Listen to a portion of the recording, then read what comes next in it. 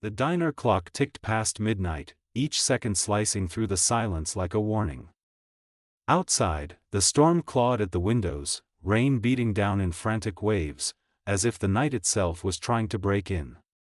Neon lights flickered against the cracked linoleum floor, painting everything in a restless red shimmer.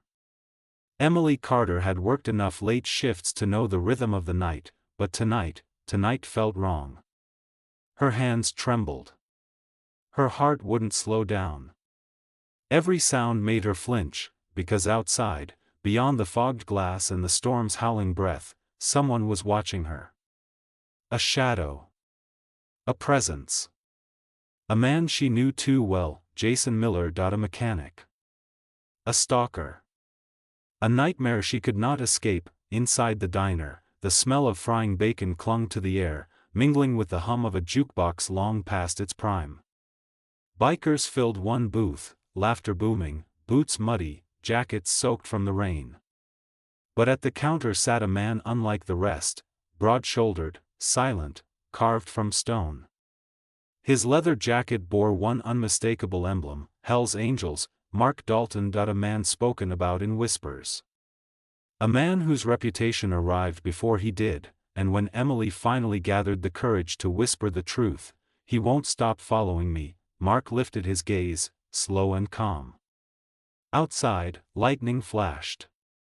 Jason's silhouette appeared clearer. That night, something ancient and unstoppable stirred inside the biker, not anger, not violence, resolve, because sometimes, the monsters we fear are nothing compared to the guardians we don't expect, and sometimes, the angels we pray for ride motorcycles. The diner clock crept past midnight, the second hand dragging its way around the chipped face like it resented the duty.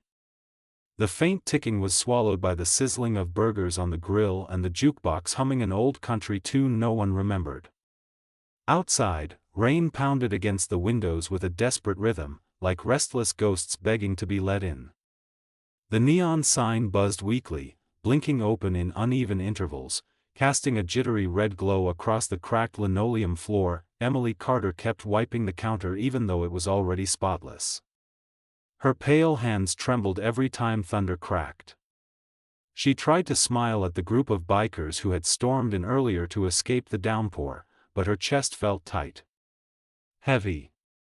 A weight she'd been carrying for months pressed harder than ever. She didn't need to look to know he was there again, Jason Miller. He'd been haunting her steps like a shadow that refused to detach. He waited outside her shifts, followed her to the bus stop, and slipped notes under her door. Sometimes flowers. Sometimes threats. Sometimes both. The police had shrugged. Unless he harms you, there isn't much we can do. Tonight, the storm wasn't the only thing clawing at the diner windows. Emily's breath hitched as she poured coffee for the Hell's Angels biker sitting at the counter. He sat apart from the others, silent, a presence that seemed too big for the room. Dark hair slicked back from the rain, a scar tracing the side of his jaw, and eyes that had seen more roads, and more pain, than most people could imagine. Mark Dalton. Many, he was danger in leather. But tonight, to Emily, he was the only direction that didn't feel like fear. Mark didn't speak much, but he noticed everything. The way her hands shook. The way she kept glancing at the window. The way panic simmered beneath her polite smile. When she set his coffee in front of him, her voice quivered. "He's here again," she whispered. Outside. Mark didn't react at first. He took a slow sip of the steaming coffee, letting the taste linger. Then he turned his head. His eyes drifted toward the rain-blurred window, and there he was, Jason. Standing across the road, soaked head to toe, staring directly at the girl inside the diner. Mark's jaw tightened. Not with anger, but with a quiet resolve so steady it felt like a force of nature. "Go to the back," he murmured. "Stay there." Emily hesitated. But, now. Something in his voice, calm, unshakable, made her obey. She slipped through the kitchen doors just as the diner's entrance bell jingled violently. Jason stepped inside, bringing the storm with him. Water dripped from his jacket, forming small puddles on the floor. His eyes were wild, fixated on the door Emily had disappeared through. Before he could approach, Mark stood up. He didn't shout. He didn't posture. He simply stepped between Jason and the counter, tall and unmoving, like a wall carved from steel. Jason attempted a smirk. "Move. I just want to talk to her." Mark didn't move. "Not tonight. Not ever again." Jason scoffed, shaking with a mix of rage and rainwater. "You don't know anything about." Mark stepped closer. Jason stopped talking. It wasn't the size. It wasn't the leather or the emblem on Mark's back. It was his eyes. Calm, steady, dark, but not empty. Eyes of a man who understood violence, had faced it, survived it, and didn't need to lift a hand to be dangerous. "You walk out that door," Mark said quietly, "and you don't come back. That's the only choice you're getting." Jason opened his mouth, then closed it. Fear twisted his expression, something cracking behind his gaze. He backed up. One step. Another. Then he turned sharply and stormed out, slamming the door so hard the windows rattled. The rain swallowed him whole. For a moment, the diner was silent, eerily silent. The bikers in the booth exchanged looks but said nothing. The cook peeked from the kitchen. Emily stepped out, trembling. Tears streamed down her face before she even realized she was crying. Mark returned to his seat like nothing had happened. His coffee sat untouched, now cold. When Emily opened her mouth to speak, he simply nodded. "You're safe now."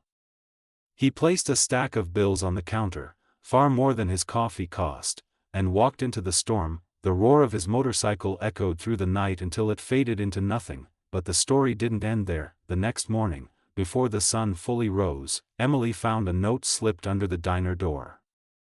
Her breath caught when she saw the handwriting, rough, firm, all capital letters. "If he ever comes near you again, tell them the angels are watching."